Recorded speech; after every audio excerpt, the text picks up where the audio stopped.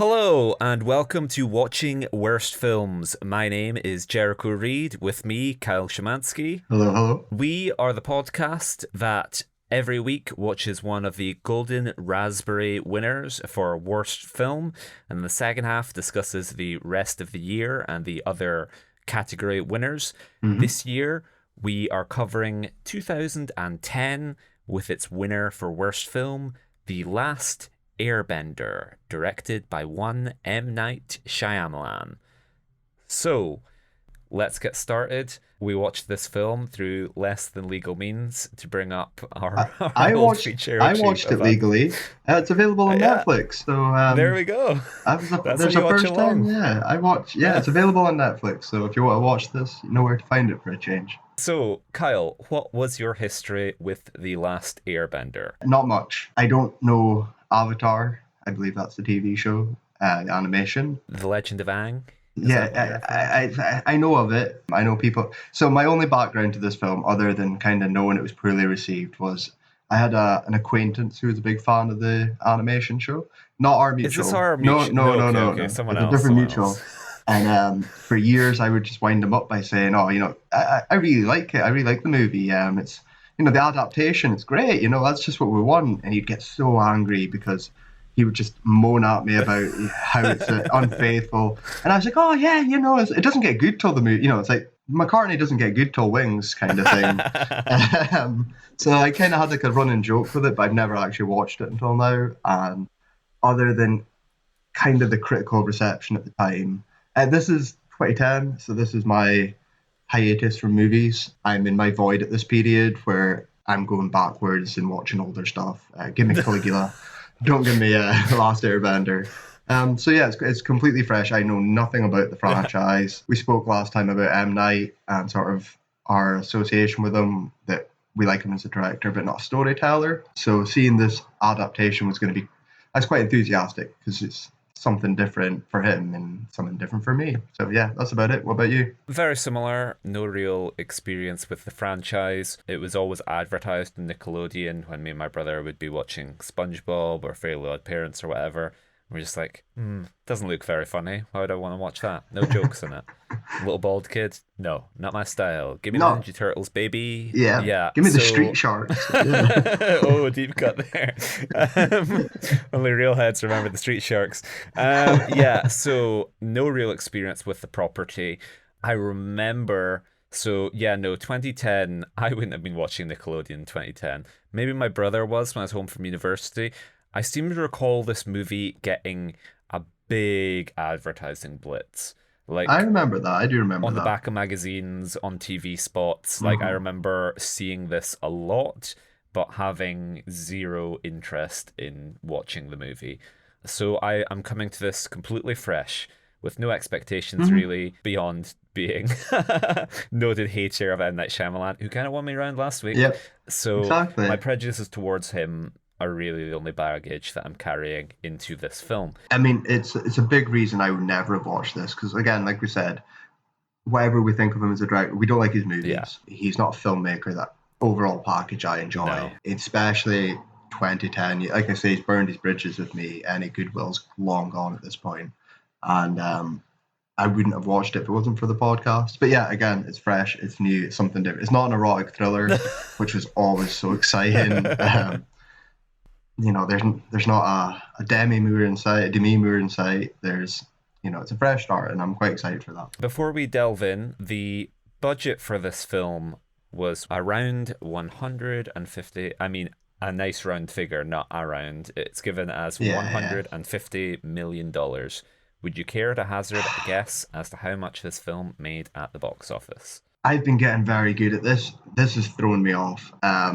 This can go anyway. I'm going to say it broke even. I'm going to go with broke even. I have no idea which way it could have gone. A figure? We'll go with 120. The under breaking even, 130. Okay, it made 319.7 million. See, I get that. That's what I'm saying. It could have went either way. It could have been it wasn't a flop. I knew it wasn't a flop. I'm saying it's going under because that's a critical reception, but this is a big fan base. Yeah. This is international as well. This could have a Canadian release and double its money there. Yeah. So that doesn't surprise me. It really doesn't surprise me. Again, the heavy marketing. But like, there's no names attached. Like, it is all the property. Like, M Night's probably the biggest name. Like, it didn't have a Yeah, but star. like you don't need a star, I guess, sometimes with these. M Night's the name. Hmm. That's definitely. I'm going to say compared to other adaptations of like anime and video games and stuff. Like the star is the director. Sometimes you're not getting a nobody. You're not getting someone who doesn't know it. You're getting M Night still has clout at this time. Yeah. So yeah, I mean it's surprising, but I guess it is honestly it's a huge fan base. I forget how big it is as well sometimes. I think I underestimate how fanatical these people are about a Nickelodeon show. I'm not going to dunk on it too much. Again, it's not for me. I'm not the audience, but I get it. It's also a like it's literally a kids movie as well, so I do get that. Like it's gonna make money. Yeah, yeah. I'm similar to you in that like it was a real spin of the roulette wheel, and I knew nothing. I had no idea what to expect for the budget of this film. My right. So my rationale as well. Like I knew it had a big budget Sorry, I mean the because it's box M office. Night Yeah, and yeah. yeah, yeah. So I'm counting that in. My assumption for why it didn't do great is because, well, like we'll get to it. It like sets up a sequel at the end, and there is no sequel. And I was under the impression, no matter how like critically like panned something is, if it makes stupid money, it'll get a sequel. Yeah. You know, it doesn't matter if it makes money, it'll get a sequel. That's kind of my rule of thumb Hmm. that I always think about. So that's pretty much the biggest reason. I didn't think it would be the critical reception that would stop it getting a sequel. I would have thought it would have been the box office. Yeah, so on the IMDb trivia, as we've discussed, it's kind of rule of thumb that you double a film's budget, and that's what it needs to do in order to break even when you consider things like advertising. But this Mm-hmm. explicitly says that $150 million was spent on production, with another 130 million spent in advertising. So bring a total of 280 million. So as we've covered, this did have a lot of money thrown at it in advertising. And yeah, if they're stating the advertising budget being that high, Okay, then yeah, yeah, that makes more sense. because Yeah. yeah, I would be the same. I was like, this is like kind of profitable by a little bit, but it really, yeah, whatever, a little bit. So Yeah.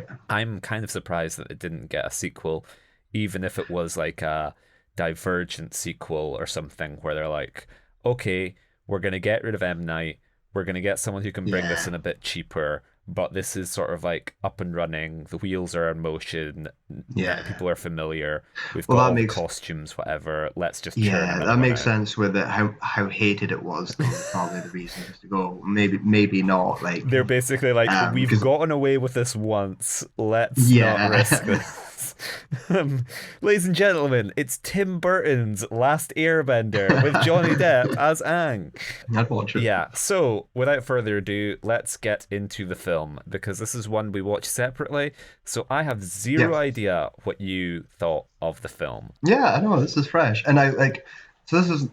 I'm gonna say this is For the listeners, Kyle not a has movie. shaved his hair since I last saw him, and he now has a tattoo of Yeah, an arrow across his. He's wearing orange I robes. I am. don't know if he's a big fan of this film. So, I vote. I'm now voting for the Fire Nation, or whatever they're called. You know, they've won me over. Right. So I think I need to get one thing off. This film, we're not going to go through this scene by yeah, scene. I do have notes. I have a lot to talk about this movie, but not really the movie yeah, itself, if that makes sense. yeah, similar. This is exposition, the movie. It is dumped throughout the whole thing, which I get is for kids. And again, it's easy for me because I don't know anything about what the fuck's going on. I don't know this word. Like, just, it's just literally telling me the whole time. Yeah, But to kind of cut it, yeah, I didn't hate this yeah, movie. I know you said that. And I asked you, will I hate this? And you were a bit yeah, unsure. I didn't like it. I didn't love it. yeah, But there was enough. It kept my attention, which surprised me. yeah, There was things you've talked on already, like the costumes and some of the design aspects. I enjoyed. yeah, I love the score. I really love the score. I thought it was so good. yeah, And like, so there was a lot in it that I was like, okay, I can't really just sit here for an hour and rip it apart and say this is shit, this is awful. Because it was fine. It was fine. Like, I've seen worse. I've seen worse recently. I've seen worse in 2010. So kind of get into it. I don't think this is a Razzie worst picture film already. There was a lot to like. There's a lot to dislike. So yeah, it's a solid film. If I was 6 or 7, I would have had a fun time watching yeah. this. I'm not. I'm in my 30s, and it's not for me. I'm not the audience. I'm not anything to do for this. But for what it was fine. But there is a lot I disliked, and there's a lot of weird stuff and a lot of bland stuff. There's a lot of just a lot of stuff to talk about in general. But I didn't hate it. I think that's my review. I didn't hate it. It's doesn't feel like an M Night Shyamalan film. Yeah. That's and until his name screams at me in the credits, I almost forgot he did it. Um, it's very generic and by the numbers, but it's fine. It's fine. There you go. Put that on your poster. It's fine. What about you? What's your thoughts? Very similar to you. I kind of avoid this expecting it to be a disaster because a bunch of fans of the TV show would be like, it's the worst movie ever, it's an abomination, it's crime against humanity, oh, you like bad films, you should watch this. And having seen M. Night deliver some real stinkers, I didn't want to see the film that pretty much everyone like. I don't I like parts of them, but I don't like Signs and I don't like Sixth Sense. No, that's fair. And so that's fair. To me, those are almost stinkers. So the ones that people unanimously agree are bad, I'm like, I am really gonna hate them. So hence why I had zero interest in watching this film were it not for the podcast. And I watched it and it was kind of fine. Like freed from that expectation. Yeah. Seems to be the theme almost. The Razzie winners that we really dread often don't live up to our expectations. Not at all. Because this is just kind of like a generic family action movie that I'm probably predisposed to kind of like. Like I watched those Aragons. I watched those like that's it. Whatever those. You could have put Aragon on. You could have switched this film to Aragon at any time, and I would not have noticed. Exactly. Yeah.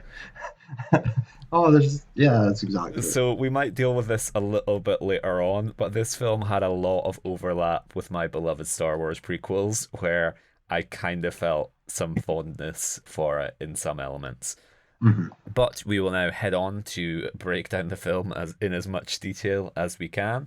Yeah. So it starts off with the Paramount and Nickelodeon logos, which I kind of like. This was my first little moment where the film did something for me. Paramount is kind of like done with water. It like represents the water nation, the water benders. And then Nickelodeon has like the fire bending, whatever. And I was like, oh, I'm always a big fan of when they customize like studio logos. I like that. I like sort of setting the expectations, a little bit of creativity. Big sucker for that. And I don't know if I missed where the other two nations represented, and I just didn't notice. Right, the Airbenders he's the last Airbender, Yeah. So the Air Nation's gone. They were massacred. It's water and fire and earth. We do see the earth as well, I think. Yeah. So 3 out of 4. Okay, there we go. I think I could be totally wrong. There's fans typing furiously, but that's what I picked up on. Maybe that's a competition for the podcast, as we just see how many glaring errors we can make about like the Last Airbender fandom. So Aang, being the only one who can master the bending of electricity, he's this prophesized child. Anyway, we have the opening scroll, like another Star Wars similarity.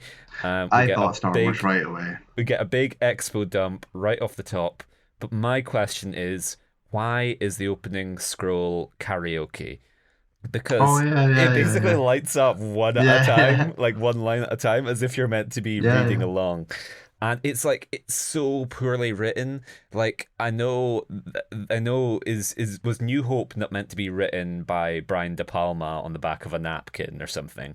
This actually seems like it was like a first draft written on M. Night's knee on a bus, because it says at one point that there's the lines, he could communicate with the spirit world. He was the only one who kept balance in the world. Like, it just seems like it's something written by a 9-year-old.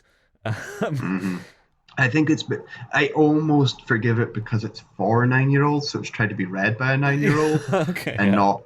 I noticed that right away. The opening text, Segan straight into a monologue as well, the voiceover broke me because I was like, oh no, like you've just told me things, don't need like just show me something, please. And it seeks into our two of our main characters whose names insert here because I've forgotten. brother and sister in my head. Water brother and water sister is what I'm going with. And I sunk here as well. So we are 3 minutes in, Yeah. and they're on their green screen. I know films from 2010 haven't aged beautifully, but this is disgusting looking. And I just got so fucking worried that this. I kind of understood what the like reception was like for the first 3 minutes until they crack Aang out of the Yeah. ice. There's just some terrible, cheap effects. It looks gaudy and rushed. And again, coupled with the voiceovers, with the opening scroll written by a 9-year-old, my heart sunk. I'm easily impressed in the first 5 minutes, and you have got off to a bad fucking start here. So, Yeah. yeah, I was fucking dreading it from this point. Similarly, so Water Brother and Water Sister have a big monologue about tracking, and my note for that was flash forwards to After Earth, because After Earth follows the duo of Will Smith and Will Smith's son, and they're tracking something. And I was like, oh God, I've already seen this movie. Please don't. Please don't, M. Night. Very quickly, I have the note terrible acting, because the acting in this film, M. Night to me is kind of maybe not the best actor's director, because we get a couple Yeah. ropey performances, a couple real ropey performances across his career. Well, that's just counting the ones given by himself. But this is real bad. And I know I've mentioned my fondness for the Star Wars prequels, but I think the sort of stilted quality works there. It does not work here. So yeah, it's one of my few notes. Just to kind of let's get into it. So I thought about it, and it's instantly in your fucking face because of the kids at the start or how bad they Yeah. are. I thought Mr. Rousey's gonna have a fucking field day with Yeah, this, absolutely. Yeah. because there is honestly some of them try. The kid that plays Aang really. Some of the delivery is awful, and I'm blaming M Night for that. The way it's the lines are terrible, so I'm blaming M Night. But there is a physical performance, and there's an emotive performance from that kid who deserves all the praise in the world for leading this film Yeah. like by himself. I assume it's his debut. I don't know who the kid is. I assume it's a lot of He's debuts. a martial artist kid who his like class or his friends recommend that he go for this. So he's not a stage kid, I don't think. Like he's No, you can tell that. yeah, he's a performance physical karate kid. So yeah, that will I also thought he was going for like the animation expression as well. I yeah, assume yeah. he's a fan of the show because he's Yeah. almost trying to like mimic how he would have played it. He's probably studied it. I imagine he's Yeah. watched the TV show, and that's but he's taken his performance into it. So I'm gonna give him a big pass. I hope he doesn't pop up in the nominations at all because I'll be pissed off. However, on that note, every other fucking kid in this is dreadful, and like some of it is M Night, some of it's the kids. So like it's so bad. Yeah. Everyone's getting I I I know it's not easy, and I know I don't like to ever just blame kids because it's not their fault, like Yeah. whatever. Yeah.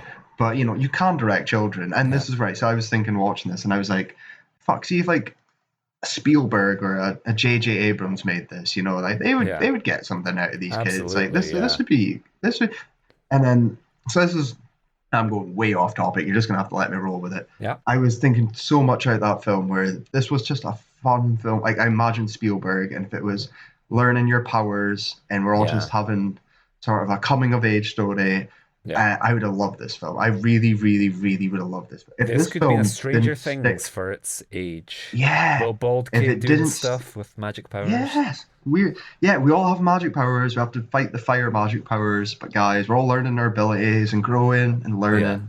If this didn't stick to what I assume is the source, this is weird. This is where I'm going to get so much fucking hate. I assume this is hated so much because of how different it is from the source material. If Yeah. this stayed way more from the source material, and just like fuck it, right? Like, If more you of know, an auteur, like one Joshua Trank took over this, Josh someone who was Trump. brave enough to fully depart. I bring someone like honestly, I was thinking that What because if I the was like, I always go on Firebenders about were like all flaming Jodorowsky. corpses? I always want this for like, and it's relevant with June Part Two coming out. I always think of Jodorowsky's Unfinished June and how he was Yeah. taking nothing from it and Yeah. visionary and going all this crazy. How much I want to see that because I have a thing with adaptations, whereas the less you take Usually the happier I am. Yeah. I'm a Bond fan. I've said this millions of times. I don't want to see Bond books on the screen. Yeah. I want to see movies. Movies Yeah. that are bits and pieces, and I'm like, oh, I can take this, I can take that. I don't want to see Ian Fleming's books on the big screen. I was assuming you were going to say, because we're going to get to it with Star Trek. The Star Trek movies aren't the Star Trek show. They're Yeah. movies. They're Yeah. not if you want to watch the TV show, watch it. They are different. They take the characters and they make them into movies. So I was grateful that this did that, I assume, but Yeah. it needed to do so much more with Yeah. it.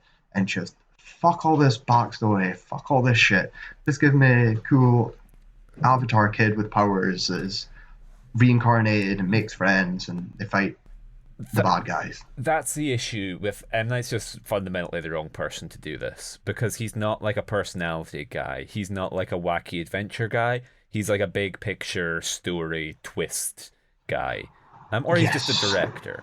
He's like a director of like, okay, this will look the part, and like the action in this is good. Like it is, it is. Like set pieces and stuff look not super memorable, but everything's like executed with a degree of competence. Yeah. It's just he's not one for chemistry or companionship or humor or character No. He's like quite he's not.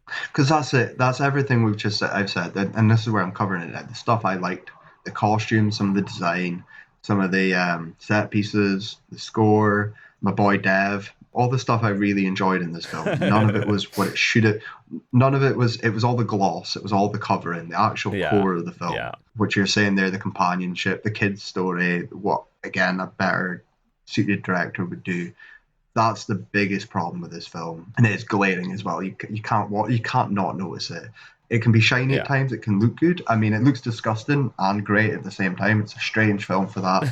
Could also be the time period, just aging like milk. But like, well, this is when everything was 3D. Like, this is when we were getting the big 3D retrofitting of this. Was just round about Avatar. This was about like the Clash of the Titans movie, the Percy Jackson movie, where we had all of these big budget spectacle things, but like they were just hollow. Like the spectacle wasn't the spectacle that you would get from like a Spielberg or someone who could actually sort of shoot things with scale. Like not everything was Gareth Edwards. Some of it was just like, this is big enough. You've just nailed it there. It wasn't even James Cameron. The Battle of the Avatars. He showed what was Avatar a year before. Avatar came out in 2009. Yeah. Yeah. So like a year before that, that's a much a grandiose film.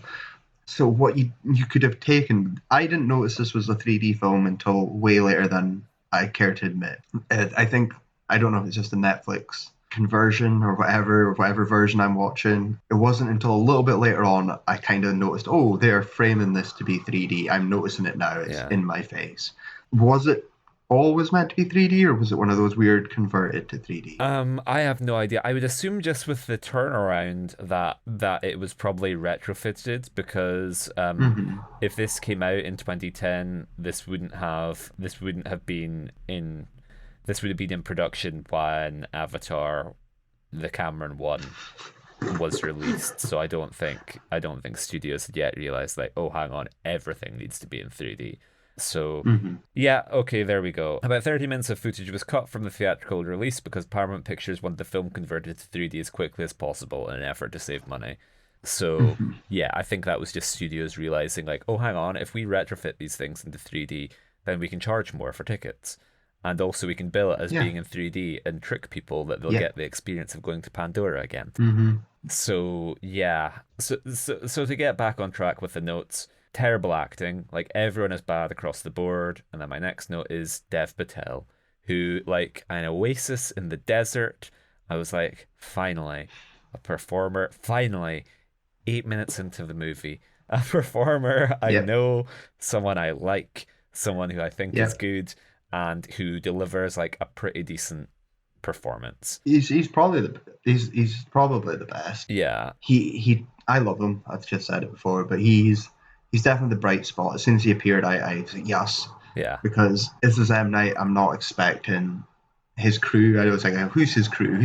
Bruce Willis isn't showing up. Bruno's not showing up. Like, who am I Bruno, expecting Sam here? Jackson, maybe. I don't know. Yeah, I was like, He none of doesn't these really guys are coming have. in. So We're he not doesn't getting have a Tony crew. Collette in. Uh, no, no. Ron Weasley. Ron Weasley's in this crew. Um, so yeah, as soon as that Dev's great in this, it's not going to be his career best, of course not. But he is he's even at his worst in the film, he outshines everyone. Like everyone's better for being Yeah. in a scene with him. Everyone can just leech off his talent so much. Even M Night's direction can't put him off at times. There's like that's what I appreciated about him. He was interesting. His character as well. I don't know, the TV show was the one I was most interested in. I don't know if that was because of Dev or because that was one of the more nuanced. I don't want to say nuanced, more interesting, intricate kind of characters, a bit more relatable and I don't know, just interesting, a bit more of a shade of grey. Yeah, so 1,000 thumbs up for Dev. I'm so happy. I would have been miserable if it wasn't for him. I really would have been. Well, it's really interesting because he's spoken about his experience since, and I don't know. Like, it's portrayed as he's being down in his performance, but if you actually read what he said or listen to his words, then it seems to be he's speaking more about the experience shooting rather than necessarily the end result of him. But he said that he had like a terrible time on the shoot. I completely felt overwhelmed by the experience. I felt like I wasn't being heard. That was really scary for me, and that's really when I learned the power of no, the idea of saying no. Listen to that instinct you get when you read those words for the first time. And he described watching the performance as though seeing a stranger on screen that he couldn't relate to. So that maybe fits in with what we were saying about M. Night just not being an actor's director, because Dev Mm-hmm. Patel is like he's probably about the best in the cast. And yeah, as you said, if he weren't in this, it would be a hell of a lot more bleak than it actually is. But he's a Mm-hmm. little life raft that I loved clinging to whenever he Clung was to, on yeah. screen. 100%, yeah. We haven't spoken about Aang himself.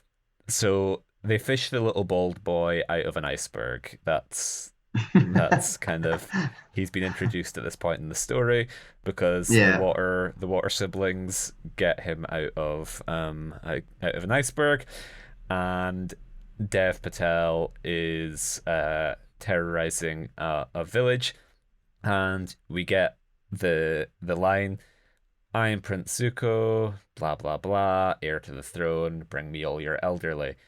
Because I was like, oh no, not Dev. We've just been listening to Water Brother and Water Sister spout exposition, no pun intended. Aang's probably had some exposition. We got an Mm-hmm. opening scroll of pure exposition. Why is Dev Patel introducing himself as heir to the throne?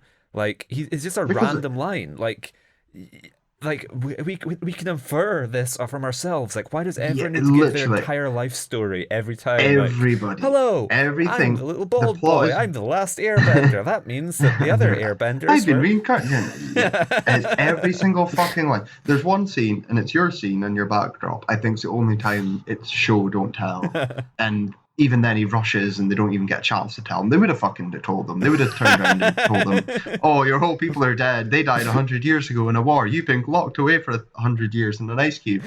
They would have told them if you didn't fucking rush off on his never-ending story thing. So yeah, like that was one of the few. Everyone here in the whole film, throughout the whole hour and 20 minutes or whatever, hour and 40 minutes rather, just speaks in exposition. They just dump it. They even have conversations in it, like where they're Dev's dad or uncle or whatever, when he's talking to his general, it's just literally back and Hello, forth Uncle. about Remember me? It's your nephew, the heir to the throne. Yes, nephew. You so said yeah, that 5 minutes ago. it is fucking ridiculous. So just after Dev Patel says, "Bring me all your elderly," an old woman gets hauled out of one of the huts, and Water Sister says, "Oh no, Grandma!" Which is just this film having zero faith in viewers. Like, Hmm. everything, every dot needs to be connected. We're not, God forbid, we see like an expression on her face reacting and we infer that Hmm. maybe this old person is someone important to her. No. It needs to be, the whole film needs to grind to a halt while we explain Mhm. that is my grandmother, and I would be quite upset were she to be killed, which Dev Is he Patel killed? may do. Because did you know Which he, he is Prince Zuko, heir to the throne? did you know, our brother, that our mother died trying to defend us when we were just children? Um, I did we should do the I same. did know, but thank That's, you for remembering. And thank you for reminding me. I've felt quite sad since that day. I see a responsibility to you because I am the closest thing you have to a father. Um, yeah, so we then have like I don't know why Dev Patel wants the old people. It's a bit like Kevin Costner's little commune in The Postman, where mhm. they are like, we want the white guys only. Dev Patel's got a thing for old people, whatever. I'm not judging. But Ang agrees to go with him because Dev's like, "You've got the little bald boy. Bring me the little bald boy." And then Mhm. Ang comes out and is like, "I am the little bald boy. I'll go with you. Don't hurt anyone." And my note here is, this is a real test of my don't criticize kids rule. Like with my beloved Star Wars prequels fresh in my mind, I feel like this is me turning to the dark side and becoming more like Mr. Razzie, and I would care to admit, because he is terrible. Like he's so, like whenever he has to say lines, he is just, Mhm. I think he's awful. Like He is. He is. looking at him, I see what people think Jake Lloyd is. He's just so bad, and it's not his fault. It's not his fault. I'm No, not it's blaming not. him. He's working with a terrible director. He's maybe being thrown under the bus by editing, but it's genuinely kind of painful to watch whenever he has to He speak. he is not the worst either. I'm like I'm. He, No, no, no. There's the princess girl. yeah, I fucking right. I don't know when this happens. I was in a blur. It's when she's got blue eyes and Water Brother. I don't know. I can't remember her first. She's later on. She is the worst, I think, film Razzie performance we've seen this far on the podcast. Like I was stunned.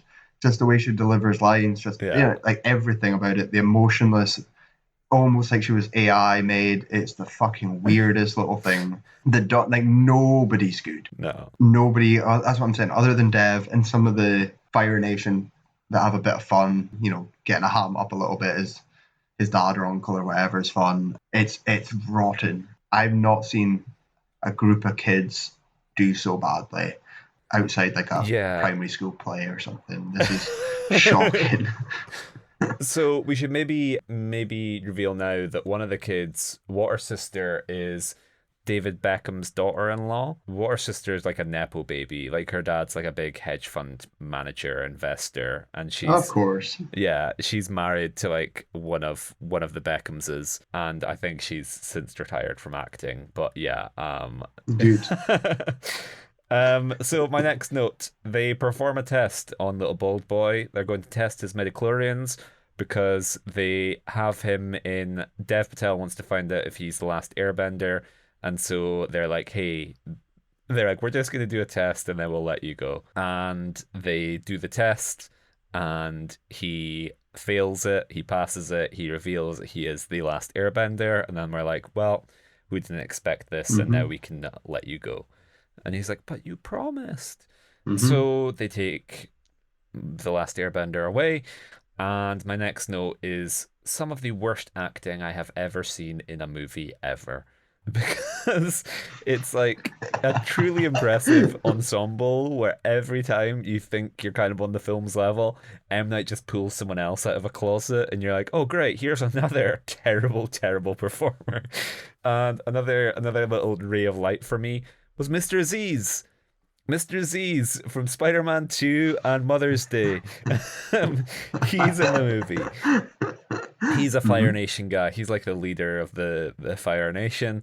Um, and so little bald boy is held at a compound.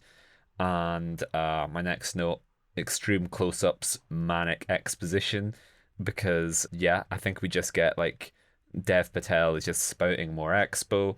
Next note, god Hmm. damn it, he even ruins Mr. Aziz.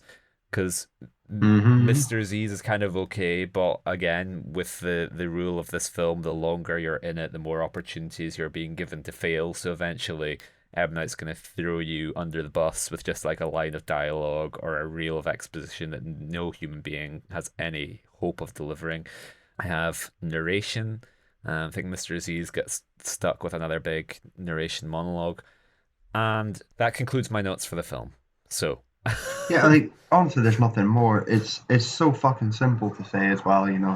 Young bald boy is the reincarnation of someone who can control all he's the four Dalai Lama. elements. He asks Dev Patel He's to the suck his Dalai. tongue, and He has to bring peace between the water nations, yeah. the fire nations, through the power of kung fu and friendship.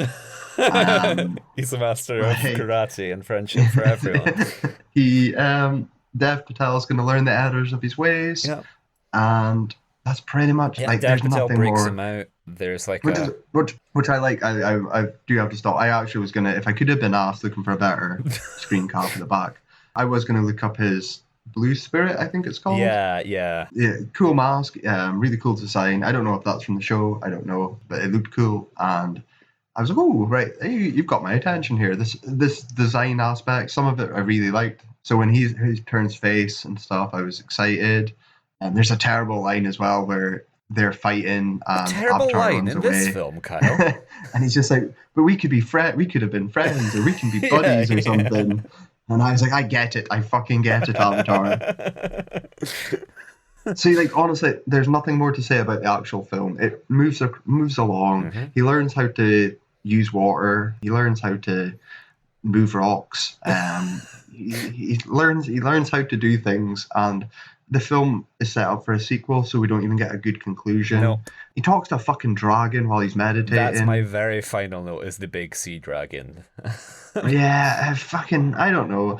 For something that's telling me every single fucking thing, I don't know really. It's simple. It's a simple story. I was again, how will you fix this? How you not fix it? How do you make a better adaptation? You fuck all that nonsense. You get rid of all this bullshit and just have the simple four elements. Four people can control elements. Blah blah Yeah, blah. One can control them all. Power of friendship, move on, unite them. It's such a because there's fun stuff in here, yeah. and I assume it's done better in the TV show before they all get a go at me. But like it's I don't care. But despite all this raging, it is an easy watch. Mhm. So much easier than I expected. There's another thing as well. I like the Fire Nations like tanks Yeah, and like battleships. Like they're steampunk designed. They looked cool. yeah, I kind of like the world to an extent. yeah, Some of it was interesting. Some of it was dumb. I like the water city. yeah. I like their big city. I thought that was really cool Naboo, looking. yeah. Very yeah, very Phantom Menace, which is a big tick for me. I would have loved to see the water people be the gun guns. So I'd have been so fucking happy. Um, Well, should we jump off into this discussion now? Because much as George Lucas was criticized for the potential racial allegories found within Phantom Menace, M. Night has been heavily criticized for the racial yeah, element to this film. So, which is before I get off, when I talked about my acquaintance that used to moan about this yeah, adaptation, he did tell me it was whitewashed, yeah. and I was like, by M Night Shyamalan, Well, actually, whitewashed your a film friend with I Dev know Patel. a friend I Okay, know like from Vancouver yeah, lead me really on. Give me some hates him. information. Because he's like a well, it's not like personal stuff or anything. It's just like this friend is of Korean descent and thinks M. Night is basically like the Asian version of an Uncle Tom, I guess. He's a traitor Okay, to his race. He like desperately wants to be white. Like all of his films, like he's so self-loathing because of his heritage, and like he's a complete traitor to our continent, which not my place to speak as a white guy. I don't know if the friend spoke about Last Airbender. This might be based off other things and just M. Night always working with like very white casts. But anyway, so I had in the back of my mind that I know some people have accused M. Night of having like sus racial politics. But real funny thing for you here. Jesse McCartney was originally going to be in the film. It says on IMDb.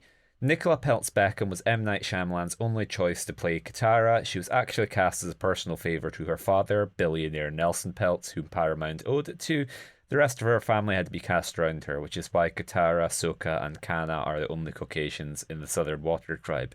It's speculated this is the real reason why Jesse McCartney actually pulled out of the film, and not because of a scheduling conflict as initially reported. Being Caucasian, everyone in the Fire Nation would have to be cast around McCartney to resemble him, meaning the entire cast would be nothing but Caucasian actors. When Dev Patel replaced him, the Fire Nation characters were respectively cast around Patel. Because people have been like, oh, why is the little boy white?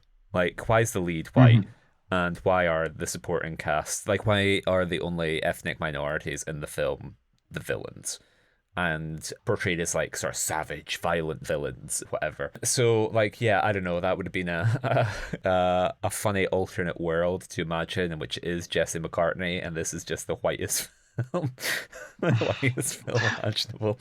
But then I assume Ms. Beckham wouldn't have been cast. You know, that maybe it was flipped, you know, or something. Maybe he did. I don't know. I don't care either. Like, is that, you know, like I don't think. I mean.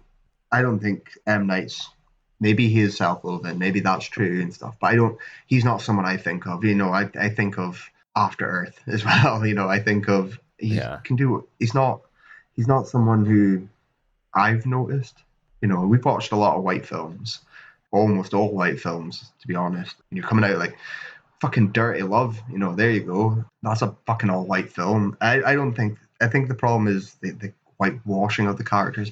I don't know what the fucking TV show's like. I don't know how Korean or Japanese, whatever, Asian they are. It's just weird to make it like draw it along these racial lines of like, I don't know, maybe this is too much time spent watching theater where they're like, doesn't matter, or like David Copperfield, where it's like, yeah, no, Dev Patel is David Copperfield and doesn't matter like what ethnicity. Like the idea that everyone in each tribe had to be like a specific ethnicity. The fact that we have these tribes are like continents and yet so closely condensed. I was like, just abandon the racial casting and cast whoever you want. Like, not everyone has to be white. Just cast whoever you want for the role.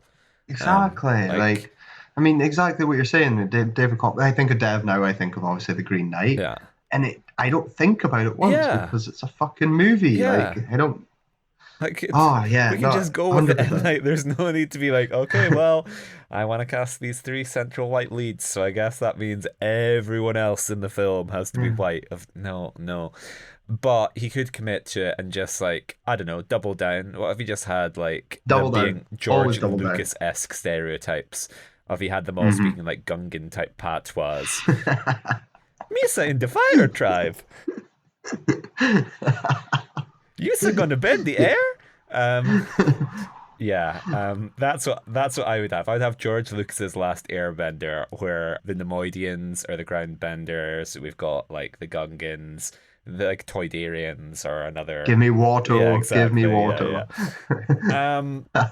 So I'm kind of at a loss. I guess we've got supplementary other things to run over.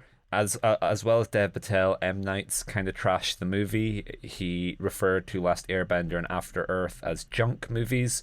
I did a couple huge big budget CGI movies. There's always been this inexorable pull to join the group, a constant seduction in the form of whatever you want to tally, in the form of money or safety, ease, not getting criticised. I did these movies, I rightfully got crushed because they said, you don't believe in yourself, you don't believe in your own voice, and you don't believe in your values. I felt really lost. It just didn't work. There's probably something Darwinian about this. So, as much as I don't like him as a filmmaker, I do like, whenever I hear him speak, he always seems like very sort of honest and open about things. Like, I kind of like the guy. I have nothing against him personally. I'd watch a movie with him. You know, I would watch a movie, like, to hear his thoughts. He's obviously someone who he's an incredibly intelligent, intellectual guy. Just doesn't necessarily always translate exactly. And like, I kind of agree in terms of like when I saw After Earth, but like I've kind of been more interest. Like I was really hyped for Old. I thought Old was great. Yeah. Like well, not great, but I thought Old was a compelling concept. And I was like, this is what I want from you, M Night. I want you in the pocket doing these weird kind of Twilight Zone things. I don't want you directing mega franchise spectaculars. Just you go off and do like what he's doing now. If he's just self-financing, I think these really sort of ultra low budget almost things where he's just working on these sort of really simple Well, premises. He's gone back to basics. That I'm yeah, is glad he that not he's kind doing? of returned to what he does well rather than trying to prove himself to anyone. What's that? Was that not him that did? Did he not do Knock at the knock on the Cabin, cabin? yeah. Knocking it? Yeah, that was a huge hit, wasn't it? I thought that was I think a all of his massive success for movies, him. whether or not they're huge hits, I think like everything he's done since he came back with like The Visit or whatever it was. Yeah. The Visit made money, didn't Basically, it? I think I think everything he does now is so low budget that it's kind of impossible for it not to good, make a profit. good on you. So yeah, Then you keep making films. yeah, Yeah, good on you. absolutely. 100%. So yeah, that kind of concludes what we have to say Yeah, about. honestly, it does. I don't think I've got anything else. I've said the easiest way to fix this film, like I've said millions of ways on how to adapt it better and what to do differently. I think the easiest fix is just remove some of the fucking exposition, some of the voiceovers. Just show me, don't tell me all the time. You don't need to listen to this film. You can just watch it. Then you Yeah, miss out on the nice score though. So just turn off the voices. yeah, Mine is fine for me. Yeah, there's a lot of things you need to fix. It's not a good movie, but it's fine. I'm sticking with my review. It's fine. I wouldn't recommend it if you like. I wouldn't recommend this to anyone. I don't know who the audience would this be for. The fans of the original source are gonna hate it, and there's a million better alternatives for like kids to watch if you want to see this kind of thing. So it just kind of exists in a void, a forgotten void now. yeah. Could have been worse. Yeah. I agree with you. It's hard to say what the small fix to this would be because everything is so glaring and substantial. I guess something I wanted to speak about before is like from what I've seen of the cartoon, like trailers on Nickelodeon, and just like the animation. Aang seems like very wide-eyed and kind of goofy, and like it seemed like it well animated. Like I almost looked at it as being a bit like Mulan, where like the character designs were Okay. quite interesting and communicative, and had like personality that's just been sort of sucked out and homogenized for this adaptation. So maybe my smallest fix to the movie is make it a cartoon. Yeah, make it a cartoon, Fair. and rather than like stringing the story out to like with like Easter eggs and see like sequels tease that you're not going to get, maybe if you just make it like more sort of serialized, kind of like episodic, like a television series or something, that might improve this. Who knows? Interestingly, M. Night said that the first draft covered all 20 episodes from the first season and ran to be 7 hours long.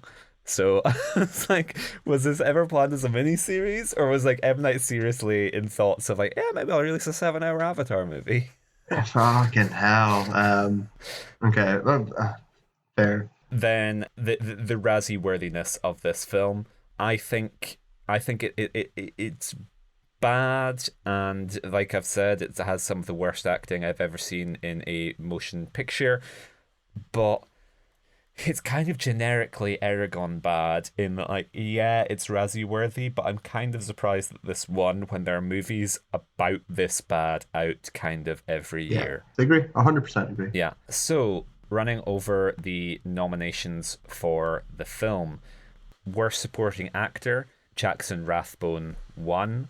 It was shared with another film he was in, but Who's he, by the way? he's Water Brother. Okay. He plays Sokka, also known as Water Brother. Dev Patel as Zuko. We've kind of covered that. We've spoken at Yeah. length about Best Dev part of the Patel and film. us liking Yeah. him. So, yeah. No way in hell. Worst supporting actress, Nicola Peltz Beckham in The Last Airbender as Katara. Worst screen couple / screen ensemble, the entire cast of The Last Airbender. Fair. Yeah, like as we said, some of the worst Yeah, I'm not acting. going to Yeah. argue that. Yeah. Worst prequel, remake, ripoff, or sequel. it was nominated for that. Worst director, M. Night Shyamalan won. Worst screenplay, The Last Airbender, screenplay by M. Night Shyamalan, based on the TV series created by Michael Dante DiMartino and Brian Konietzko, also won that. And then worst eye gouging misuse of 3D, it's also won that. So yeah, everything pretty well deserved there. Only thing I would say, we've spoken about him and his love of acting. Did you spot M. Night in this film? I did not. No. Did you? No. I knew he was in it, but like I was waiting. So when we had that post-credit, well, not post-credit, when we had that tease for the sequel, I was like, oh my God, it's going to be him. He's going to be like the lead antagonist for the next film. That's why he's been saving himself. And so when it's some woman, I was like, what the fuck? Where's M. Night? Where is M. Night? Because speaking about the racial casting, I was like, great. He's cast the Fire Nation to be of Indian descent so he can be in the Fire Nation. That's why we've got it. He's going to give himself like a big juicy part. We're going to get a ton of expo from the director himself. He's going to barrel the lens and just deliver a monologue. So yeah, kind of disappointed. There's a character in the film. It's like some peasant guy that betrays Ang and spouts off it. I thought that would have been M. Night's part. Like this wise old guy who says, sorry, but I have to do this for my people because I'm Fire Nation or some shit. Yeah. There was or basically a Yoda or a dragon. I thought he might have been a dragon. He was going to be wiser than the Avatar though, and help him along in his path. But no, I didn't see him at all. No. Yeah, no, really, really disappointing. Well, that concludes this part of the podcast. Join us after the break when we will be bringing all of the other winners and nominees from the year of 2010 to you. Welcome back to the second half of the podcast. We'll be dealing with all of the other nominees for the year of 2010. So, worst picture, we have The Bounty Hunter. Have you seen The Bounty Hunter? I have not seen The Bounty. Right, heads up, this is 2010. This is going to be you can cut and paste. I've got your back, my friend. I have got your back. No, I have not seen this. You can just cut me and paste my voice for the next 20 nominations. The Bounty Hunter is... The Mandalorian, Pedro Pascal. No. Oh, fuck, no. It's Gerard Butler and Jennifer Aniston. That's what I was like. It's one of them. I thought for some reason I was going to say one of the Sandler's girls, like Manson family. Charlie's Angels, Sandler's girls. Yeah, I was like, it's not Barrymore. I think Charlie's Angels would throw me off. So I haven't seen it. I remember this coming out though. Have you seen it? I have not seen it. Nothing to say beyond this being a fixture of the Asda years. Me and Kyle, of course, met working at Asda, and this was a DVD that was a fixture of the rom-com section because it has that funny poster where we have Long Aniston. Jennifer Aniston is incredibly long and weirdly shaped because Gerard Butler is sitting on top of her, and she sort of like stretches out and her legs come out the other side. It's a weird Photoshop poster, but haven't seen The Bounty Hunter, nothing to say. Sex and the City 2. Have you seen that? I have not. The only thing I have to say about this is my stepmom's a big Sex and the City fan. Yeah. And she watched the movies and she hated the second film. It's the one where they go to like fucking Qatar or Saudi Arabia, win the World Cup or something. I don't know. But yeah, I think it's universally hated, and it's a bad adaptation. It's the wrong way to go. What I was saying from TV. But it's not for me again. I'm never going to see it. I'm glad it didn't win. I'm sure it's much worse than The Last Airbender. I'm very grateful it didn't win. So I have seen it, and I am equally grateful it didn't win, because Mr. Razzie has done us one hell of a solid, because it's almost 3 hours long. Like it's really long as well. It's way longer than it should be, and it's like incredibly painful. And along with like Requiem for a Dream, it's one of those movies that I watched and was like, oh, thank God I never have to watch this ever again. So we have another couple in the 2010s. There's a couple films where I'm like, thank God Mr. Razzie in this benevolent act has not given it to the actual worst film, because I would have had a far worse time. But Sex and the City 2, I have a funny story. Not funny, really. One of the most awkward experiences of my life, to be quite honest. Someone I was dating. She had watched, like, I went around to her place as her friends were leaving, and they had just watched Sex and the City 2, and I made like some comment about it being terrible, and one of her friends got like really aggressive with me and was like, "What do you mean it's terrible?" And I was like, "Well, it's like really offensive and like capitalist and like the thing, like the analogy they draw between like women being essentially slaves in Qatar being the same as like entitled Manhattanite women, because not getting to see your family is a lot like not knowing what Jimmy Choo's to buy. Like, I was like, it's just like offensive, and like the big gay wed. So I was like, it's just like it's objectively bad. And she's like, "Well, have you seen the series?" And I was like, "No, I haven't seen the series, but I was like, I know people who have, and like they hate the movies." Like, I thought that was sort Hmm. of like understood as like series, like sort of big thing, Hmm. good thing, whatever, and then the movies, first one to a lesser extent, but particularly this one, just kind of become this broad offensive thing that doesn't really have anything in common with where it started out. And she was just like basically called me a misogynist in front of um, a room of my girlfriend and her friends, and got like was really sort of violently arguing like, without having seen the series, without being a woman, you cannot understand Sex and the City's like importance and what this represents, and like it's Uh-huh. really like hateful for you to be saying that this is a bad movie. And so it was one of those awkward. I'm like, okay, well, I don't know how to respond to this. I'm just gonna have to put my hands in my pockets. I'm like, okay, yeah, I guess I hate women. I'm sorry. Sex and the And City. now she writes for the Guardian. So, Yeah, I was just gonna write into a podcast. this misogynist with this.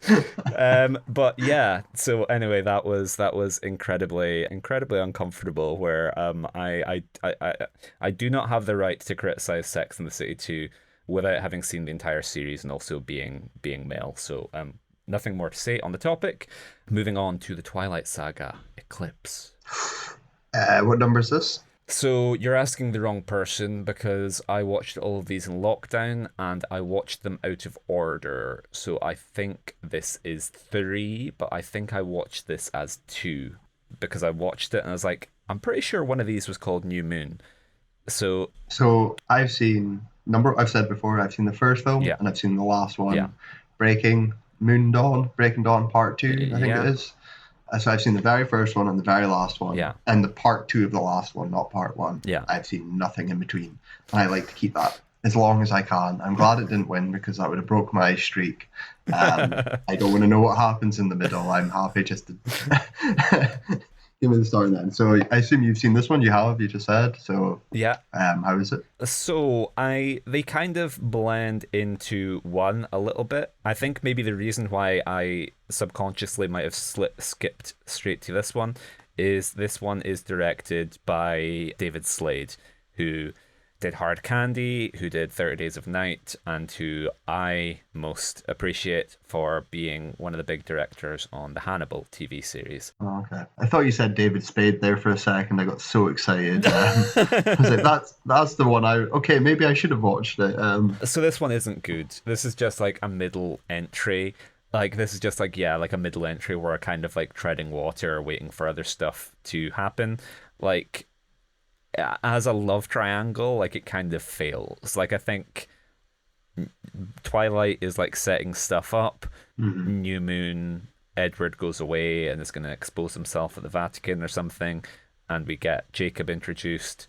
Then Edward comes back, and I think Eclipse is like, oh shit, now there are these two guys. How do I choose between them? And it's like, Mhm. it's just not good. When I was like, okay, Edward's like 100-year-old creep, and Jacob's just like an MRA psycho. So it's not good. It's one of the I like the first Twilight. I don't like it, but the first Twilight's okay. But this is like, it's sort of that awkward cocoon stage where the first one is simple enough that you can kind of see what they're doing, and then by the end it's bonkers enough that it's kind of entertaining. Whereas this is just like a awkward transitional stage. And then our final nominee is Vampires Suck. That's the date movie, guys, isn't it? Yep. Mm-hmm. Yeah. No, no. Why would I have seen this? I'm in my void. I'm not coming out my void to watch date movie. Yeah, so I have no comment. Have you watched it? Yeah, I watched it in preparation for this. This is the only film I watched. You this trooper! Week. Yeah, you trooper! I was like, what? It was the shortest film. Yeah, it was probably shorter than Bounty Hunter, but I was like, Bounty Hunter. I feel like I know what Bounty Hunter is, but I was like, Vampires Suck. We've both spoken of our distaste for the movies. We really beat that dead horse last episode, so I was like, I kind of need to like stare into the Ark of the Covenant on this one. And you know what? Another case of expectations. They were so low. I hated the other ones starring alleged convicted paedophile Drake Bell that like this I kind of had a semi okay. It was tolerable. I'll say that. It's not good, but it's tolerable. Because like they're kind of kept on rails in that they're just parodying Twilight. Like that prevents them from being like so scattershot. It's a little less Family Guy, random access humor where like basically the biggest problem with these films is it's like you have complete freedom to do anything you want, and this is the best thing you can come up with. And Vampires Suck is a bit like that, where it's like every given gag is like, this is your best variation of this joke, because I can think of a funnier execution of this premise just off the top of my head. So it's kind of baffling that people wrote this film and that was the best they could come up with. But it at least is kind of like, I did laugh a couple instances, and it's at least semi-focused. That's enough. Yep, no, that's a surprise, but yeah. Well done. Thank you. You're such a trooper. Then we're on to Worst Actor. So we had Robert Pattinson in Remember Me and the Twilight Saga Eclipse as Tyler Hawkins and Edward Cullen. Have you seen Remember Me? I have not. I do not. No, I've not. I have no comment. Do you know anything about Remember Me? Nope. So Remember Me, you will probably recognize from Asda, but Remember Me is the one with a surprise 9/11 ending.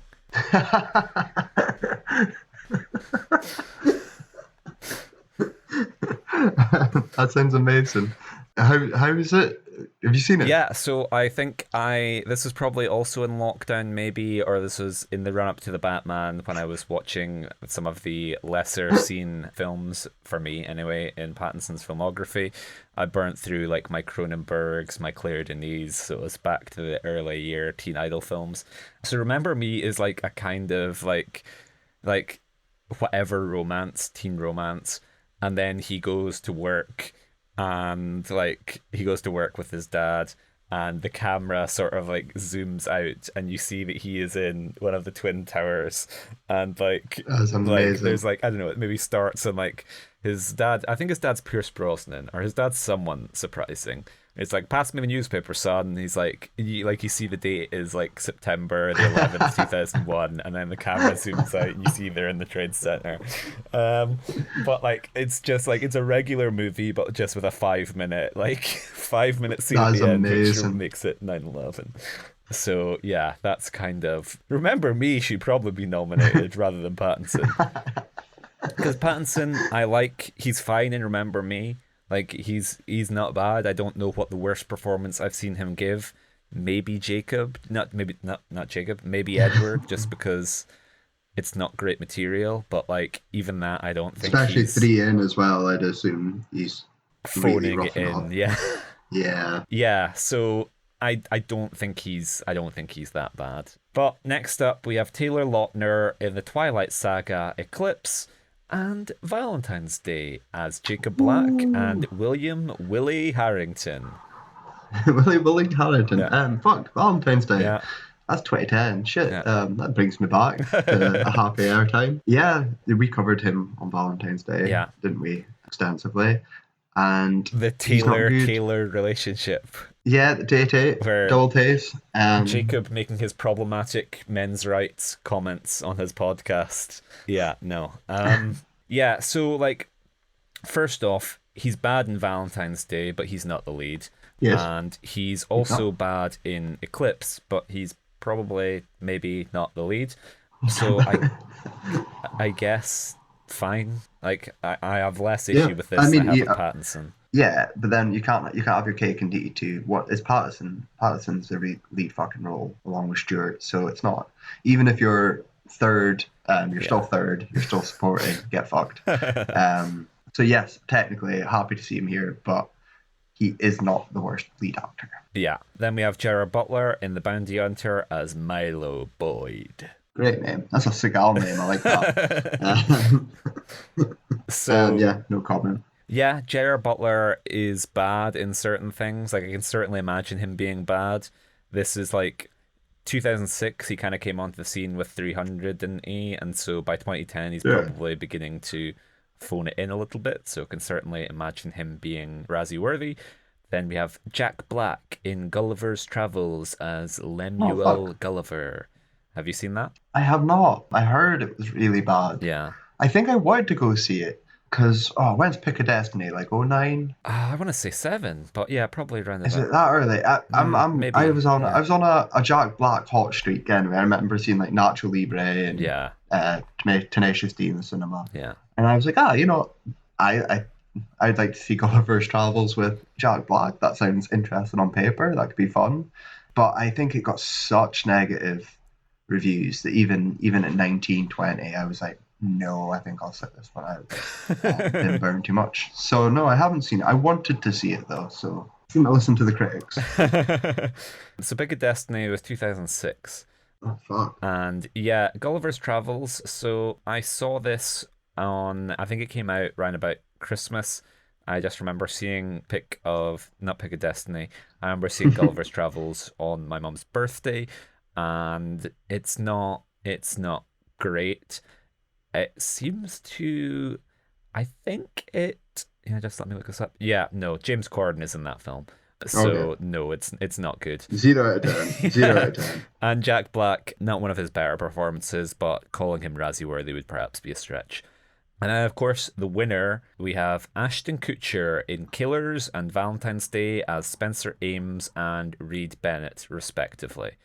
Yeah, I've said before, it's a definite no for me for winning. Yeah. For Valentine's Day. Maybe he's bad on Killers. Yeah. But definitely not Valentine's Day. Yeah, so Killers is a rom-com with Katherine Heigl, and he looks very unenthused on the poster.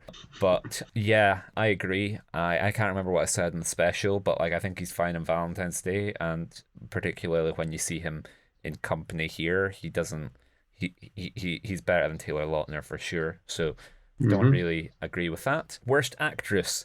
Kristen Stewart in the Twilight Saga Eclipse as Bella Swan. Yep. What do you think? I like her. I think she delivers maybe one of the most consistent performances throughout the franchise, just because she's so passive and kind of has to play the same note. She goes from like mopey teenage girl to suddenly like badass killer vampire mom. But when she's doing when she's playing like the audience surrogate of like, oh, which one of these boys do I like? It's a fairly easy task, and she does it well. So strike her from the list. That's fair. I also want to say, like, there's no other noms for Vampire Suck because Mr. Razzie didn't watch it. But like the fake Bella in Vampire Suck is actually pretty good. Like, is it prepared for the acting to be interminable, but it's kind of okay. Next up, we have Megan Fox in Jonah Hex as Lila. Oh yeah.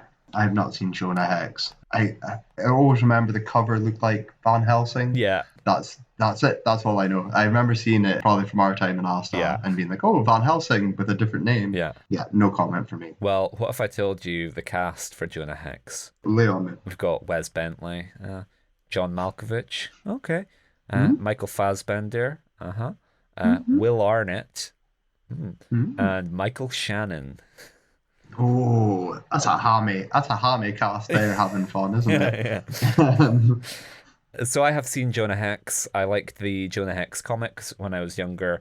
Movie kind of generic, but it's a bit like Last Airbender, where like we've seen this movie a million times, and it's yeah, far from the worst example. Megan Fox is fine. Miley Cyrus in the last song as Veronica, Ronnie Miller. I don't know what that is. I would love if you were just like, no, not seen it, not seen it, not seen it. Last song. Yeah, I have seen that actually. Yeah, there's gonna be something. Yeah. I did go to the cinema in 2010. I did watch some 2010 releases, but no, not Miley, unfortunately. So yeah, Miley, I haven't seen a huge amount of her acting, but like, yeah, whatever. I think she's good. I think she's okay. Like, yeah, Mhm. Big Fish is probably one of the things I've most seen her in. But yeah, no, this is Mr. Razzie probably just picking on like Yeah, things for what we've said teenage so many girls. times. Yeah. Yeah, Jennifer Aniston in The Bounty Hunter and The Switch. Have you seen The Switch? I have not. I've never heard of the Switch. Switch, I don't think Jennifer Aniston's good for the record. yeah. She's rough. We covered that on our last few episodes ago, and I feel like I was nearly crossing a line by saying even from Friends onwards, I think she's the weakest. She's probably a lovely girl, probably really nice, but she's not a good actress, and I don't like her in rom-coms. I don't like her in things. No, not for me. So I knew the Switch had an insane premise. So Googling it on IMDb, the plot synopsis is 7 years after the fact, a man comes to the realization that he was the sperm donor for his best friend's boy. The review This sounds like it's describes. starring Jason Sudeikis. Well, it stars Jason Bateman, so Oh, uh, okay. that's why I was like, I know the Switch as has Jason Bateman and Jennifer Aniston on the cover, and I was like, it has an insane premise. I just couldn't remember what it was. And the first review on IMDb describes it as a romantic comedy without romance or comedy. Yeah, no, Jennifer Aniston isn't great when she's like she does the sort of neurotic Rachel high strung thing very well. But by 2010, I'm kind of tired of seeing that. hmm And then the winner for Worst Actress is the four gal pals Sarah Jessica Parker, Kim Cattrall, Kristen Davis, and Cynthia Nixon in Sex and the City 2 as Carrie Bradshaw, Samantha Jones, Charlotte York, and Miranda Hobbs, respectively. Um, I think it's kind of unfair to group them in as one singular hive mind conglomerate when some of them are a lot better than others, like Sarah Jessica Yeah. Parker at the bottom and Kim Cattrall and Cynthia Nixon probably at the top. But as an entity, they are utterly loathsome and I hate them all. So yeah, So fair. probably Yeah. fairly well deserved. I should clarify the characters are loathsome, and I hate them all. I do not hate all women. Let's just make that clear on the record. My feelings of Sex and the City 2 do not represent my feelings towards anything greater. Then we have Worst Supporting Actor. Hello, Rob Schneider in Grown Ups as Rob Oh my Hilliard. God, yeah. Okay, here we go. So we've talked about Schneider. Yeah. Schneider is all. I don't like grown-ups. You don't like grown-ups. Mhm. It's kind of been our go-to. Grown-ups 1 and 2 has always been our go-to. Like this is the bottom of the barrel for Sandman at the time Yeah. in 2010, 2012, whenever they came out. Yeah. Schneider is insufferable. I hate him as a performer. I hate him as a person. I hate his views and his attitudes. I think he's a fucking hack. I think the best part about the sequel is dropping Schneider. Yeah, like it annoys me that he even got to go on holiday with Sandman and his friends to make this movie. Yeah. This is the first film I've properly seen in this nominations as well, and I don't like Grown Ups. I think it gets a pass too easily. Yeah.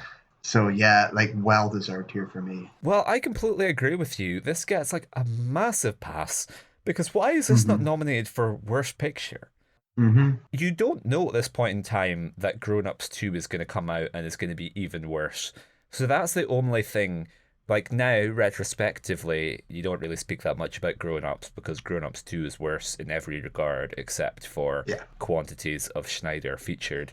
Yeah. So, but like at the time, like it doesn't get that pass. So like it's very bizarre that Mr. Razzie only goes for Schneider.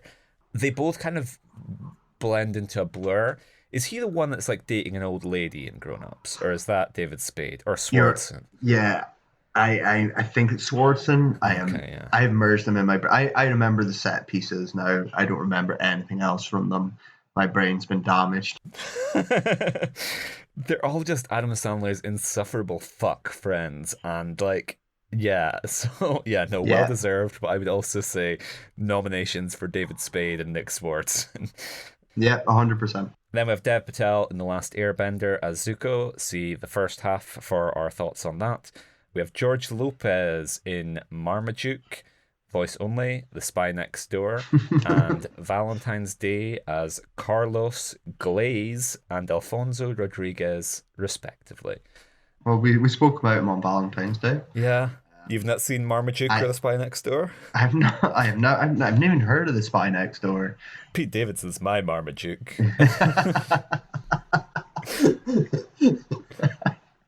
Oh shit.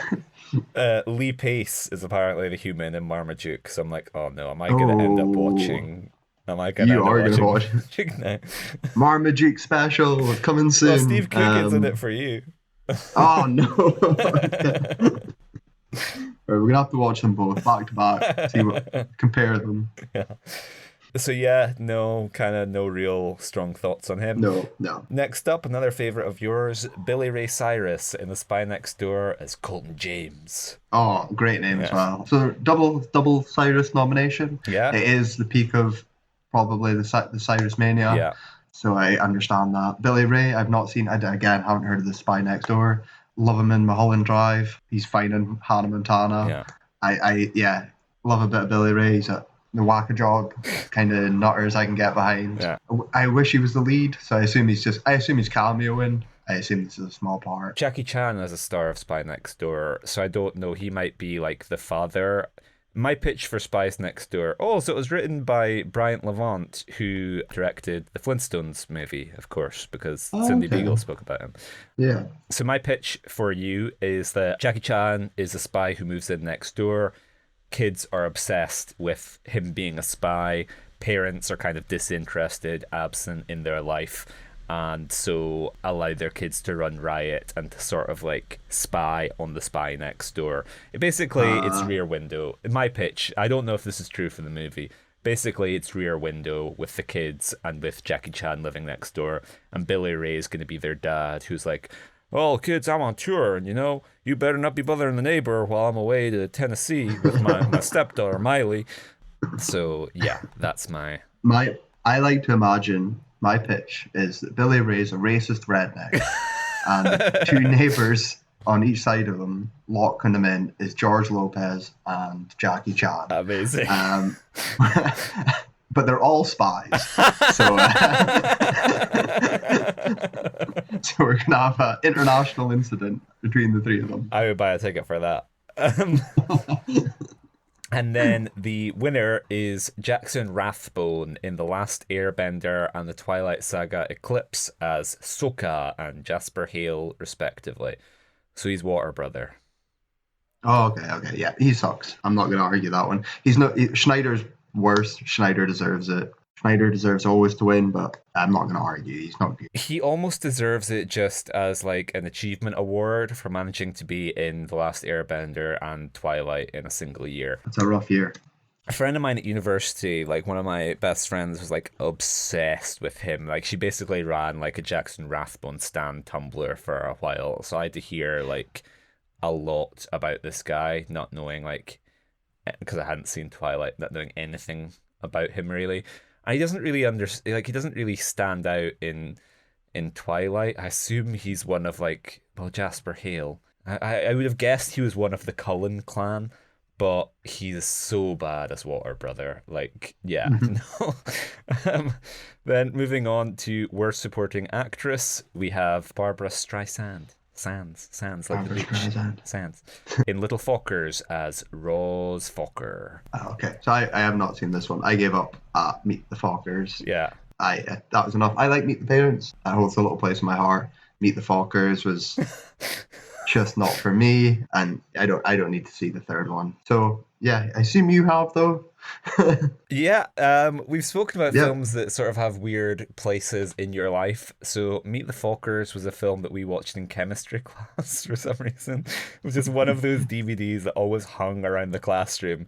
So, we watched it Mm. at Christmas, and then it was one of those like, well, the teacher's off, and I don't really know what to do with you, so I guess you're gonna watch Meet the Fockers. Um, uh, but Little Fockers, I saw. I'm trying to remember the circumstances. Friend had been staying with me. I think we were going back to Aberdeen for the Easter break, and we were at the bus station in Glasgow, and we had a little bit of time, so we went to see Little Fockers. That's my experience watching Little Fockers, and Ben Stiller ends up in a pit at one point. I think this is the one that like they added Barbara Streisand and Dustin Hoffman to because test screenings were like, where are our beloved Fockers? And Mhm. so they retroactively like they brought them in for one day, and it's like so obvious that like the two of them have been inserted because they only did like a day's shooting. So yeah, not really deserved because she's barely in the film. Fair. And we have Nicola Peltz in The Last Airbender as Katara, Of aka course. Water Sister, covered her. Dreadful. Liza Minnelli as herself in Sex and the City 2. Do you want to say anything Cameo. about Liza? Yeah. Yeah. I mean, Liza is always going to be a special place in my heart because I love Cabaret. Yeah. It's one of the few musicals I like. I'm sure I've said that before. Yeah. I love her in Arrested Development. hmm I don't really know much else about her other than the I know her things. name's spelled with a Z, but beyond that, Yeah, I know of her more than know her. It's just Cabaret is all I kind of hold on to her for. yeah. Arthur. Oh yeah, yeah, shit, Arthur too. Yeah, yeah, yeah. Okay, fair play. Again, like I know I've seen her in things Yeah, and for stuff. I'm sure. watching Yeah. her. It's Liza Minnelli. It's a lot like Garland though. Like her mom, I've seen Judy in things and then going, oh yeah, shit, that's Judy Garland. Yeah. She's not just Wizard of Oz, and I've just made that like put that in my head. Yeah. I assume it's a cameo though It here. is, yeah. She's like a guest at like Sex and the City 2 opens with a big gay wedding, which they refer to as a gay wedding every time they mention that it is a wedding of homosexuals. And so Liza Minnelli, I think, appears at the gay wedding and it's like, oh my god, Liza Minnelli's here at the gay wedding. So yeah, she's in that movie for about 3 minutes and not Mm. deserved. Then we have another of your favorites, Cher in Burlesque as Tess. Oh, I haven't seen I've not. I haven't seen I haven't seen Burlesque. If Burlesque. you want to take the floor to speak about Cher, then Well, I mean, I'm sure I spoke about her before in her reanimated corpse in Mamma Mia you 2, have, yeah. terrifying me to death. Have you seen Moonlight? No, I have not seen Moonlight. Okay. I've seen, what's her Oscar-winning film? It's not Moonlight. Is it not Moonlight? Um. Is it Moonlight? Oh, she has two. It's not Moonlight. No, hang on. See? Um. Um, Where are we? I'm gonna look it up. Moonstruck. Sorry, it's not. It's not called. No, no. Yeah. So she won Mermaids. For... Okay. I've seen Mermaids. What the fuck is Mermaids? She didn't win an Oscar for Mermaids. Did she not? She was Did she not nominated win for something from? Silkwood and she won for Moonstruck. So Okay, well there we go. I'm getting confused. I've seen fucking Mermaids. I've seen, according to this, I've seen Stuck on You. yeah. I've seen a few things from. I don't like Cher, to be honest. She's not my Liza. I don't like her, and I think she's very wooden and weird, strange performance. No, Liza Minnelli is my gay icon, not Cher. So Yeah. I'm surprised she's not in Sex and the City too to make it an even gayer wedding. Though. That would have been, Imagine if she was in it, but Mr. Drowsy was like, no, she was flawless. Flawless in that she's movie. perfect, perfect. I've never doubted for one moment that she was Cher. Then the winner is Jessica Alba in The Killer Inside Me, Little Fockers, Machete, and Valentine's Day as Joyce Leyland Andy Garcia. That can't be her name. Oh, that's Little Focker. Okay. Sartana Rivera and Morley That's Clarkson. her name. Don't you doubt Robert Rodriguez. So I think you can talk about her in Little Fockers. We both spoke about her in Valentine's Day. Yeah. I absolutely think she's fine in Machete. I love Machete. Yeah. I'm glad that's popped up now. Mr. Razzie hasn't seen it, which makes me grateful. He's just trying to trash her here. Yeah, I don't think this is deserved. I mean, it's 4, so maybe some extent, if you've got 4 worthy films in someone's eyes, you probably deserve it. But you can't tell me she's worse than Cher here. Or what's her name? Fire Water Girl, Yeah. Water Sister. Like, there's no way. Like, yeah, no. I just don't want to see Machete popping up here. That's broke my heart. So my suspicion is that the killer inside me might be doing a lot of heavy lifting here, because I remember people being like really pissed off about that film. And that was hence my surprise that Killers was a rom-com with Katherine Heigl, because I thought that Ashton Kutcher was Casey Affleck in The Killer Inside Me. And so when I then saw the Ah, poster, I was like, oh, it's not like a exploitative whatever. Um, yeah. so I remember people feeling really passionately about that film. Little Focker, she's kind of bad, but kind of unmemorable. Machete, you've covered. Valentine's Day, also covered. So yeah, all that really remains is to like moment of congratulations for Steven Seagal and dodging a nomination for Machete. He's fantastic in Machete. He doesn't dodge it. He stealthily moves out the way. Now we're on to worst screen couple, screen ensemble. The entire cast of Twilight Saga Eclipse, unfair in my eyes. The entire Yeah. cast of The Last Airbender, incredibly well deserved in my eyes. Josh Brolin's face and Megan Fox's accent in Jonah Hex. That's a strange one. Yeah. So only his face and her accent. That's the combination. Can you That's what's imagine? implied here, right? Is there one scene where like he speaks and her voice comes out of his mouth? It's like the Arrested Development thing, the combo with Kitty of like hair down, glasses up. Mr. Razzie's like, if we could have Megan Fox's face and Josh Brolin's accent, now that could be something. But this way, just not doing it for me. Yeah, so Jonah Hex is like Two-Face. Like he has a kind of like scarred face. That's his thing. Oh, okay. So I assume Mr. Razzie doesn't like the effect and he doesn't think Megan Fox's accent is very good. But I cannot recall it well enough to have an opinion. Jennifer Aniston and Gerard Butler in The Bounty Hunter. Not seen. And the entire At least it's cast. a screen combo, though. Yeah, At exactly. least it's actually a fucking screen combo. Yeah. This is quite a good year for him, to be honest. Like, it's annoying that he retires the ensemble award because, like, it kind of gives him a focus that he doesn't really ever have. Because, like, one combo and then three entire casts. So, the entire cast of Sex and the City 2 took home the award, which is very well deserved because everyone in this film is horrible. Um, and yeah, then we're on to worst prequel, remake, ripoff, or sequel. So we There we have go. Vampires Suck, which does indeed suck. Shooting fish in a barrel. The Twilight Saga, Eclipse. The Last Airbender. Yeah, like absolutely. Clash of the Titans. Oh, Have you seen that? I've seen Clash of the and the sequel, Wrath of the Titans, yeah. Yeah, that's the one. They're fun. Yeah. They're stupid, but they're fun. They're great fun. It's a Sam Worthington Vortex when he was in Yeah. this and Terminator Salvation and Avatar Yeah. with a very Yeah. No, but that's fun. As a surprise, he hasn't seen it. This is just coming up here because it's a remake. It needs to be eligible. Yeah, fair. There's going to be worse. How many is that you've named?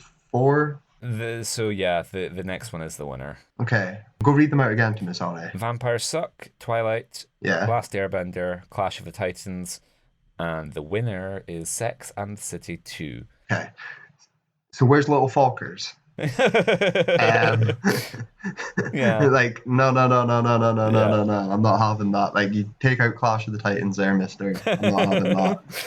No. My objection here is that Sex and the City 2 beats Last Airbender, which again, Mr. Razzie, like I'm grateful that that's what you decided.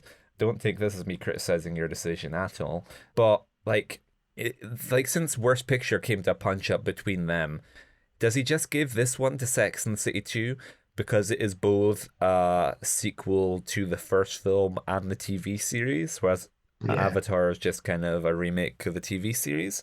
Yeah, it's a remake or I don't know, a spin-off, rip-off. It's a Adaptation and rip-off, sequel, spin-off. whatever, Yeah. I kind of will give him that one, but not. Where's Little Falkers? Okay, you've spoken about how you've been very passive this year. I have something Have for you been. here.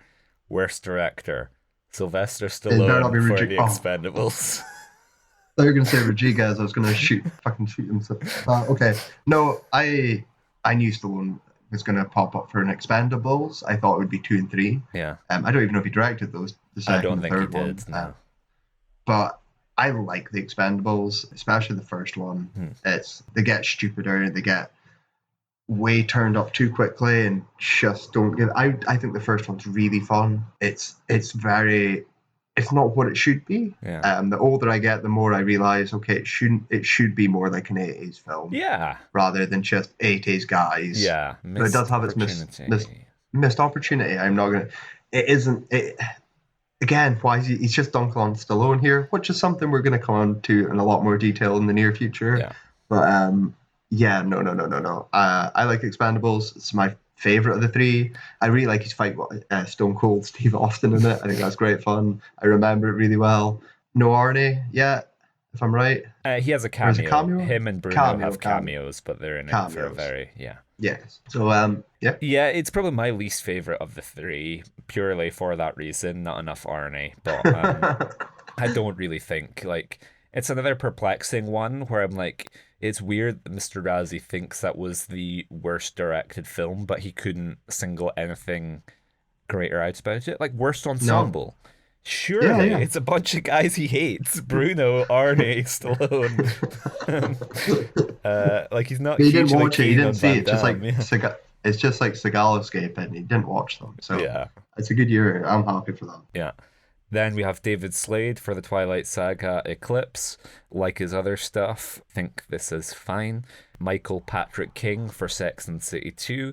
Again, I feel like I've been giving Sex and the City 2 too much of an easy ride. One of the worst films I have ever seen in my life. And Michael Patrick King is very lucky to have escaped a win there. Yeah. Then we have Jason Friedberg and Aaron Seltzer for Vampires Suck. Maybe they're going to come up when we cover the other years in the 2000s, but it is weird if this is their first nomination for what is probably one of their better films. Yeah, they will. I can guarantee it. Yeah. And then the winner, of course, our beloved Mr. Night Shyamalan, which I'm only just looking up. I must have known his actual name. Did you know it? The M part. Manoj Neliyatu Shyamalan. No. Yeah, okay, there we go. Maybe he is ashamed of his heritage then. Maybe your friend was right. Then moving on to worst screenplay, we have Vampires Suck, written by Jason Friedberg and Aaron Seltzer. Yeah, like as I said, it's like a pretty piss poor collection of gags, so on that basis, the screenplay is just like the structure of Twilight and some real cringe humor. Ken Jeong is in it. Ken Jeong is using the hangover bounce to get into Vampires Suck. Yeah. The weird thing about Vampires Suck, like it has like a kind of meta angle where like Team Jacob and Team Edward fight, but like the weird thing is that like we're only like 3 films into the series. Like Eclipse was just released, so they're parodying only the first 2 films. Like, It just seems like an incredible blowing of the load on the part of Friedberg and Seltzer. Yeah. Then we have the Twilight Saga Eclipse, screenplay by Melissa Rosenberg, based on the novel by Stephanie Meyer. Nothing insightful to say about the screenplay to that film. Sex and the City 2, screenplay by Michael Patrick King, based on a TV series created by Darren Star. Once again, one of the worst movies I have ever seen in my life.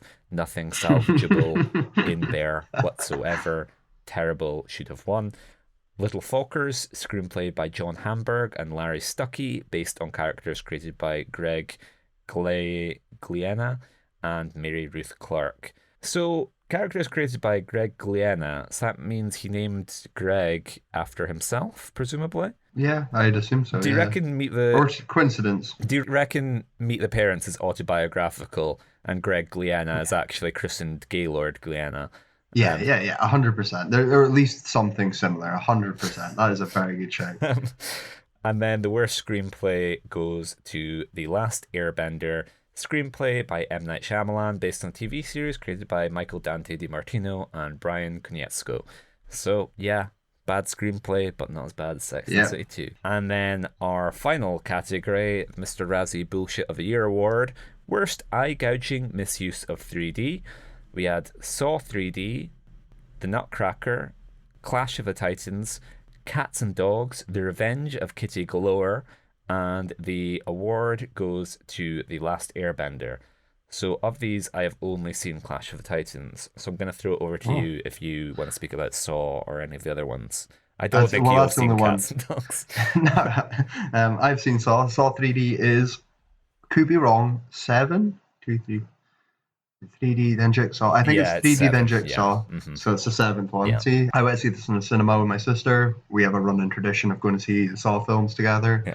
3D is past the point of any real non-ironic love. It's long past the point. Probably by far, 4 is probably the worst. 5 and 6, you're running it into the ground. 7, you throw the gimmicks. You hurt. This is the bottom. This is the dregs of what you've got left. So let's make it 3D. Let's have some shock, gore effects, and ride off into the sunset. I assume this was one of the last ones as well, before Jigsaw and Spiral and Saw 10.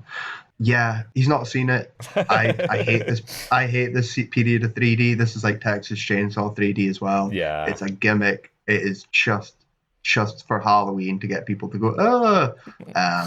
I despise it. It takes away a lot from a film. You ruin a film, you waste time. Yeah. So it's a no for me. But I'm glad to see it didn't pop up elsewhere though. Same with Clash. I enjoyed. Yeah. Wouldn't watch it in 3D. Cats and Dogs gets fucked. I don't know what that one is. And the Nutcracker, no idea. So yeah. So I think the only one of these I actually saw in 3D would have been Clash of the Titans. So I don't really have any opinion on the award and the misuse of 3D specifically.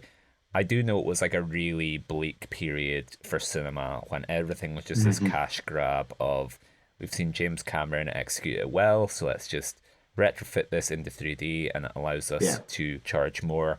But with the whole like retrofitting, hammer use to 3D, and like the loss of light from that process, it was a very, very bleak period. And I remembered, I think I referenced it earlier, like I touched on it earlier as like the film which most represents this era is Tim Burton's Alice in Wonderland, which I looked up and is 2010. So that to me is almost as much as Grown Ups, the big emission from this year. Yeah, definitely. Yeah, and like we know how Mr. Razzie likes going for these sort of like fallen idols. Of like this was the turning point for me. Of like what did he make before this? Was it not Sleepy Hollow? Was it Sweeney Todd? Was his last film before? I was waiting to say probably. Hold on, Sweeney Todd. 2007. I think I would have guessed 7, and then maybe a 3-year gap. Yeah, that makes sense. Because Alice in Wonderland basically is the rut that he's been stuck in ever since. In that, like, I don't think he's really made, like, beyond Big Eyes, I don't think he's really made a good film since Alice in Wonderland. And like that, I'd agree with that. That's him really just going off the boil and like shows all the issues that have come to blight Tim Burton. And there's like a bunch of like Matt Lucas as like the weird egg, like Tweedledee and Tweedledum. Like it's a weird uncanny valley of a movie, and I think it's probably deserving of more spotlight by the Razzies. But anyway, 100%. That concludes another year. If you have enjoyed this podcast, then please leave us a review on your platform of choice. It can help us find a wider audience and listenership. If you want to follow us on social media, we are Watching Worst. And you can email us any questions, comments for this episode or the weeks to come at watchingworstfilms@gmail.com. And next week, we will be returning to you with 1991's Hudson Hawk. So, Kyle, how are you feeling about this one? It's the return of a favorite. Excited. Bruno returns. The return of Bruno. Return of Bruno. I'm very excited. Perfect year, perfect time. Yeah, it's got all the elements. I from what I know of, which is very little of Hudson Hawk, I know it's quite a zany film. I think that's about as far as I know. I'm so excited. I think it'll be a very refreshing change of pace. So I have lots to say. We're back in the early 90s. I'm going to be not skipping every nomination. Yeah. Back in the game. Sub me in, boss. So on that note, catch you next week. Right, see you later, guys.